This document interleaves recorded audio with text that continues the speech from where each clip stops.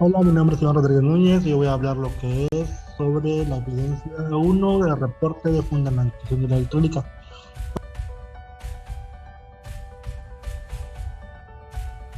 Para eso, pues primero lo que tengo que hacer es la investigación. Lo que investigamos, pues más que nada lo que es la fuente de poder, su función. En el que la fuente de poder, su función es más que nada combinar o cambiar la energía de corriente alterna a energía de corriente directa. Existen ya sea dos tipos de fuentes de poder, la AP, que es una analógica, y la ATX, que es más digital, que es la que se utiliza más comúnmente en estos tiempos. Bueno, la ingeniería, también investigamos lo que era la ingeniería electrónica, que más que nada se encarga de, pues, de temas como electromagnetismo, eléctrica clásica, control digital y diseño digital. Y de la misma manera, una de nuestras partes de investigación era lo que es la electrónica analógica y la electrónica digital. Ujú. Y por último, lo que investigamos fue de las computadoras lógicas, ya sea OR, AND, y cómo esto se puede utilizar en lo que es la electrónica. Bueno, aquí nosotros investigamos un poquito más lo que fueron los antecedentes, que fueron como son los capacitores, el nuevo Zener, que vamos a ver mucho ahorita en estos temas, y los inductores, que también fueron muy importantes a lo largo de todo este bloque que vimos. También sobre las computadoras lógicas, que hasta el momento, hasta la fecha, vamos a seguir viendo y seguirnos viendo, yo creo que al resto de la carrera.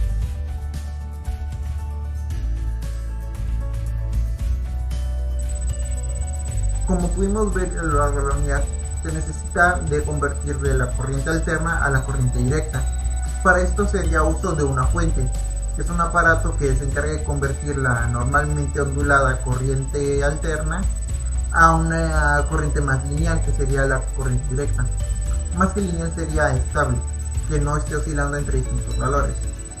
Para esto se requieren de varios procesos dentro de la fuente, cada uno, cada uno implementado por un componente distinto.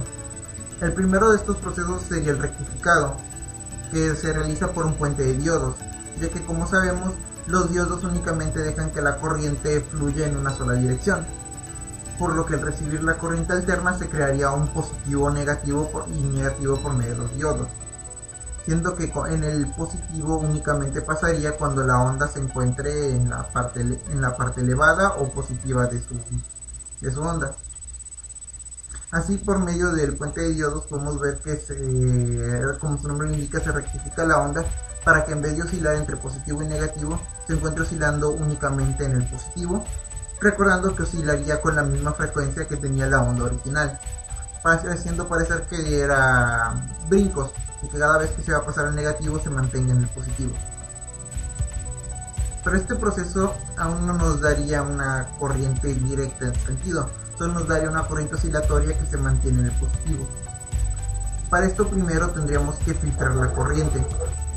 La corriente se tiene que filtrar porque, como vimos en la imagen anterior, el voltaje oscila en un rango muy amplio, entre el voltaje cero y un voltaje cercano al voltaje requerido. Para esto necesitamos acortar el rango, y esto sería por medio de un capacitor. Y como podemos ver, aquí el capacitor, al estar implementado en el circuito, va haciendo más pequeño el intervalo en el que oscila el voltaje, acercándolo cada vez más al voltaje deseado. Pero esto sigue sin ser la corriente estable, que es la corriente directa. Por eso sería necesario el último paso, que sería la regulación, que se realiza por medio de un diodo Zener, como el que podemos ver a continuación. Ya con esto estaría terminado nuestro circuito de la fuente. Ahora, ya que está el diodo Zener implementado, quedaría ver el resultado.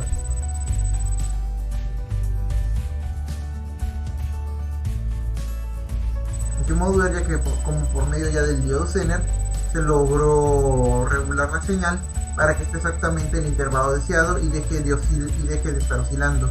Pues una vez ensamblada toda la fuente, podemos utilizar un osciloscopio para analizar la señal eléctrica que el circuito nos da. Ya en este punto podemos comprobar que el circuito da la señal deseada, convirtiendo la corriente alterna de 120 volts en una directa de 60, para uso en la siguiente parte del circuito.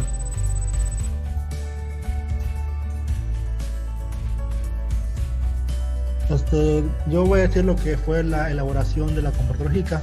Bueno, primero es identificar la tabla de verdad de nuestra computadora lógica, y pues en este caso vamos a hacer un OR. Es decir, que siempre cuando exista un 1, ya sea en A o en B, pues Q o la salida va a ser 1. Y aquí tenemos lo que es un OR. Después de esto, vamos a aprender los controladores que reciben una señal eléctrica. Y aquí tenemos lo que es nuestra computadora lógica. Bueno, nuestra compuerta ya puesta, y pues dice que la web principalmente son transistores que pueden abrir y cerrar circuitos cuando reciben una señal eléctrica, y que con uno de esos dos permite el paso de la corriente, ¿sí? Pues como es el OR.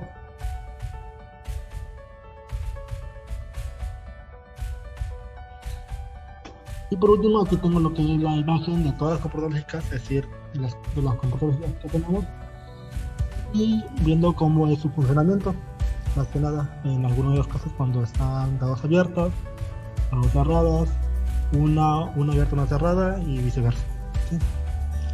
Y esto sería la evidencia final del funcionamiento con las computadoras lógicas ya implementado, y viendo que está todo controlado por medio de OR. Y eso sería todo por mi parte. Muchas gracias.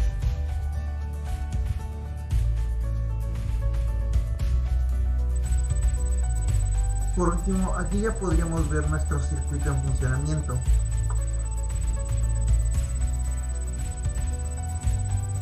Como podemos ver, el simulador nos da ya la perfección, básicamente toda la fuente de poder, junto con sus 6 volts de salida, así como la compuerta OR funcionando. Para más confirmación, también podríamos utilizar la gráfica que nos muestra tanto la corriente de entrada, que sería la corriente alterna, como la corriente de salida, que sería la de color rosa, que como podemos ver es directa.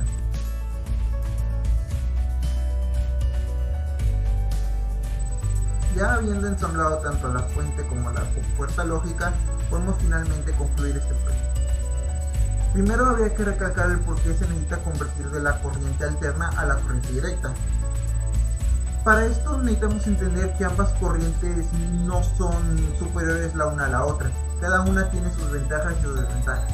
En el caso de la corriente alterna, es necesario que sea este tipo de corriente para que la electricidad pueda viajar a largas distancias. Más que nada porque la corriente directa va perdiendo voltaje con cada segmento que tiene que recorrer, pero la corriente alterna no tiene este problema.